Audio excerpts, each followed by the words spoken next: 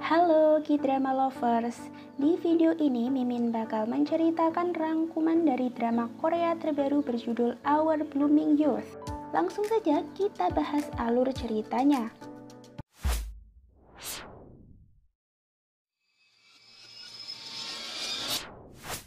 Latar tempat pertama ada di dalam hutan yang gelap, di mana di sini ada Pangeran Lihwan yang sedang berburu rusa.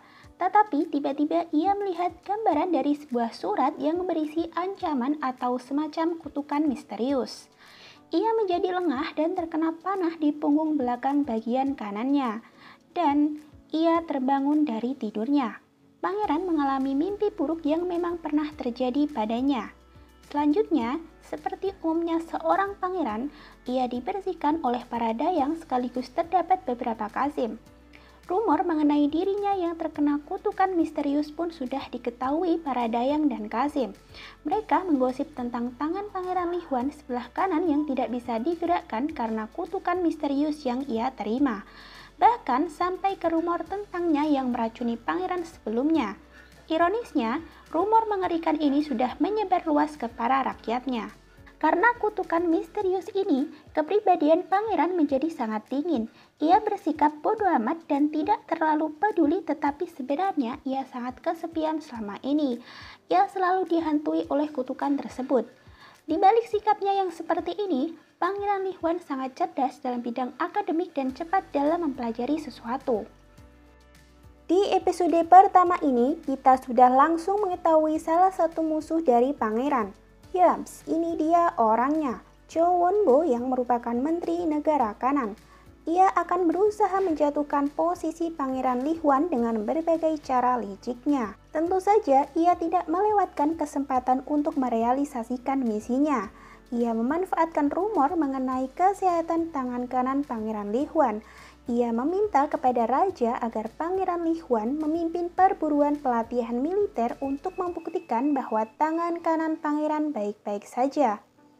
Meskipun raja mengkhawatirkan putranya, tetapi dengan pertimbangan di dalam rapat, akhirnya raja menyetujui usulan tersebut. Di saat Pangeran Lihwan dan Han Song-on berbincang-bincang mengenai pernikahan Han Song-on dengan Min Jae-yi, tiba-tiba mereka mendapat kabar bahwa seluruh anggota keluarga calon mertuanya telah meninggal karena dibunuh.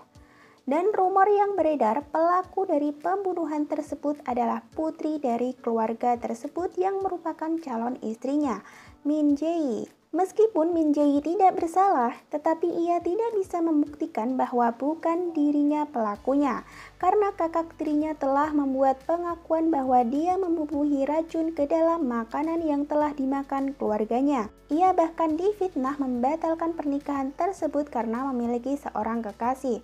Dengan terpaksa, ia harus melarikan diri dari kejaran para prajurit yang mencoba menangkapnya. Singkat cerita, ia mencoba melawan mereka tetapi akhirnya ia terjatuh dari tebing. Sementara itu, Han Song-on mencoba meyakinkan orang tuanya bahwa ada kesalahpahaman tentang insiden yang terjadi dengan calon mertua dan calon istrinya. Tetapi hasilnya kedua orang tuanya tetap tidak memihaknya. Di saat Min Jae-yi ada di dalam dasar air karena terjatuh dari tebing, ia membayangkan momen-momen terakhir yang menyedihkan bersama keluarganya. Ia hampir putus asa mengenai nyawanya, tetapi ia mendengar panggilan dari ayahnya untuk bertahan hidup. Kilas balik 3 tahun yang lalu. Di sini, Pangeran Lihwan mengingat kejadian 3 tahun lalu di mana ia mendapatkan surat misterius dengan isi seperti sebuah kutukan baginya. Surat tersebut ada di dalam kamarnya secara tiba-tiba ketika ia sedang tertidur. Dan karena isi surat tersebut, hidupnya menjadi sangat tidak tenang hingga sekarang.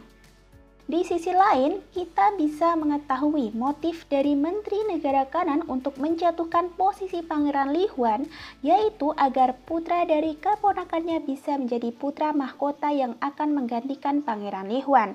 Ia secara tegas menjelaskan rencananya kepada keponakannya yang tidak lain adalah istri dari sang raja. Sementara itu, Min Jae-yi berhasil selamat dari tebing dan mengobati luka-lukanya di dalam gua. Ia bersedih semalaman mengingat semua yang terjadi padanya. Di tempat lain, pelayan Min Jae-yi, Garam, setia menunggu nonanya kembali dengan perasaan cemas mengenai keadaan Min Jae-yi. Di pagi harinya, setelah semalaman Min Jae bersedih, ia akhirnya bangkit dari kesedihannya dan merubah penampilannya menjadi seorang laki-laki. Ia mengingat kembali bahwa Pangeran Li Huan mengiriminya sebuah surat rahasia yang diberikan lewat ayahnya. Ia juga mengingat wasiat terakhir ayahnya untuk melindungi putra mahkota Li Huan. Misi utamanya yaitu bagaimana agar ia bisa bertemu dengan Pangeran Li Huan untuk memecahkan kasus orang yang telah membunuh anggota keluarganya. Di saat Min Jae menyamar sebagai laki-laki, ia melihat kertas selebaran yang berisi lukisan wajahnya yang ditempel di mana-mana. Di sana, ia bertemu dengan seorang laki-laki yang merobek-robek kertas tersebut. Ia adalah Kim Myung Jin, anak dari ketua menteri negara. Di sini juga akhirnya Min Jae bertemu dengan pelayan setia sekaligus sahabatnya, Garam. Singkat cerita, Min Jae menggunakan identitas kenalannya yang menjadi prajurit di istana agar ia bisa memasuki istana dan bertemu dengan pangeran. Prajurit ini pernah dibantu oleh Min Jae sehingga ia mencoba membalas kebaikannya dengan membantu Min Jae menyamar sebagai prajurit. Di sini pelayannya, Garam, juga bersikeras untuk ikut dengan Min Jae. Tetapi Min Jae tidak memberikan izin karena itu akan membahayakan nyawa pelayan sekaligus sahabatnya tersebut. Seperti sudah ditakdirkan untuk bertemu dengan Pangeran Li Huan, di hari pertama ia menyamar sebagai prajurit, ia langsung mendapatkan kesempatan untuk mengawal Pangeran Li Huan berburu di pelatihan militer. Di saat pangeran sudah mulai berburu, ia mencari kesempatan untuk bisa bertemu dengannya. Ia mengejar pangeran yang sedang berlari mengejar hewan yang akan ia tangkap. Dan di saat pangeran akan memanah hewan tersebut, panahnya meleset. Ia seperti melihat bayangan akan isi surat misterius yang ia terima 3 tahun yang lalu.